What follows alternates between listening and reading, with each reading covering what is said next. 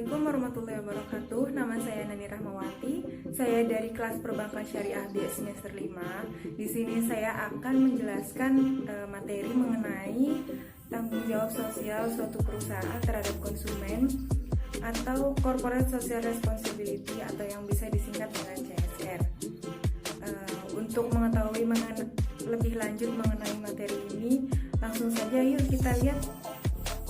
Nah, materi yang pertama adalah pengertian tanggung jawab sosial perusahaan terhadap konsumen atau Corporate Social Responsibility.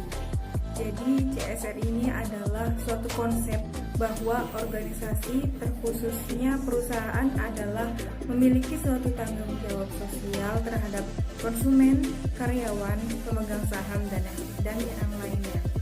Untuk pengertian CSR itu sangat beragam, tetapi pada intinya Corporate Social Responsibility adalah operasi bisnis yang berkomitmen tidak hanya untuk meningkatkan keuntungan perusahaan secara finansial, tetapi untuk pembangunan ekonomi secara holistik, kelembagaan, dan berkelanjutan. Kemudian selanjutnya materi mengenai strategi pengelolaan tanggung jawab sosial perusahaan terhadap konsumen. Materi yang kedua adalah strategi pengelolaan tanggung jawab sosial perusahaan terhadap konsumen. Dan di dalam materi ini terdapat 4 strategi. Strategi yang pertama adalah strategi reaktif. Strategi reaktif adalah kegiatan bisnis yang melakukan cenderung menolak atau menghindarkan diri dari tanggung jawab sosial. Yang kedua adalah strategi defensi. Strategi defensi dalam tanggung jawab sosial yang dilakukan oleh perusahaan terkait dengan penggunaan pendekatan legal atau jalur hukum untuk menghindarkan diri dari atau menolak tanggung jawab sosial. Yang ketiga adalah strategi akomodatif. Merupakan tanggung jawab sosial yang dilakukan perusahaan dikarenakan adanya tuntutan dari masyarakat dan lingkungan sekitar akan hal tersebut. Yang terakhir adalah strategi proaktif. Perusahaan memandang bahwa tanggung jawab sosial adalah bagian dari tanggung jawab untuk memuaskan stakeholders. Jika stakeholders terpuaskan, maka citra positif terhadap perusahaan akan terbangun. Di dalam tanggung jawab sosial perusahaan terhadap konsumen, terdapat 7 alasan mengapa dilakukannya tanggung jawab sosial ini. Alasan yang pertama adalah alasan sosial, yang kedua adalah alasan ekonomi, yang ketiga adalah alasan hukum, keempat moralitas, yang kelima pemurnian kepentingan sendiri, yang keenam teori investasi, dan yang terakhir adalah mempertahankan otonomi. Nah, itulah sedikit penjelasan saya mengenai tanggung jawab sosial perusahaan terhadap konsumen atau Corporate Social Responsibility. Terima kasih. Mohon maaf apabila ada kekurangan.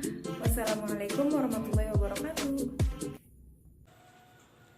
Assalamualaikum warahmatullahi wabarakatuh.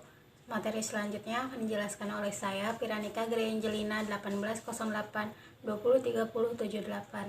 Saya akan menjelaskan tentang manfaat dilakukannya tanggung jawab sosial dalam suatu perusahaan dan bentuk-bentuk tanggung jawab sosial dalam suatu perusahaan. Saya akan menjelaskan manfaat dilakukannya tanggung jawab sosial dalam perusahaan terlebih dahulu. Adapun manfaat yang didapatkan akibat dari dilakukannya tanggung jawab sosial dalam suatu perusahaan yaitu sebagai berikut. Yang pertama, manfaat bagi perusahaan.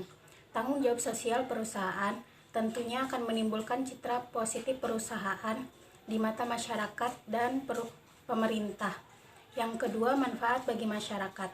Selain kepentingan masyarakat terakomodasi, hubungan masyarakat dengan perusahaan akan lebih erat dalam situasi win-win solution. Yang ketiga, manfaat bagi pemerintah. Dalam hal ini, pemerintah merasa memiliki partner dalam menjalankan misi sosial dari pemerintah dalam hal tanggung jawab sosial. Selanjutnya, saya akan menjelaskan tentang bentuk-bentuk tanggung jawab sosial dalam suatu perusahaan. Yang pertama, pelaksanaan hubungan industrialis Pancasila atau disingkat HIP. Kesepakatan kerja bersama merupakan bentuk pelaksanaan yang telah banyak dijalankan pengusaha dengan karyawannya dan dituangkan dalam buku, di mana diatur kewajiban dan hak masing-masing pihak. Contoh hak karyawan adalah seperti cuti, tunjangan hari raya, dan pakaian kerja. Yang kedua, analisis mengenai dampak lingkungan atau disingkat AMDL. Penanganan limbah industri sebagai bagian dari produksi sebagai bentuk partisipasi menjaga lingkungan. Yang ketiga, penerapan prinsip kesehatan dan keselamatan kerja atau disingkat K3. Penekanan pada faktor keselamatan pekerja dengan menggunakan alat-alat yang berfungsi menjaga keselamatan seperti topi pengaman, masker pelindung, maupun yang lainnya. Yang keempat, perkebunan inti rakyat atau disingkat PIR. Sistem perkebunan yang melibatkan perkebunan besar milik negara dan kecil milik masyarakat. Perkebunan besar berfungsi sebagai inti dan motor penggerak perkebunan, di mana semua bahan bakunya diambil dari perkebunan kecil di sekitarnya yang berfungsi sebagai plasma. Yang terakhir yaitu sistem bapak angkat anak angkat. Sistem ini melibatkan pengusaha besar yang mengangkat pengusaha kecil atau menengah sebagai mitra kerja yang harus mereka bina. Terkadang hal ini menyebabkan masalah kepada pengusaha besar. Oleh karena itu, dibutuhkan kesadaran tinggi dalam pelaksanaannya. Terima kasih. Wassalamualaikum warahmatullahi wabarakatuh.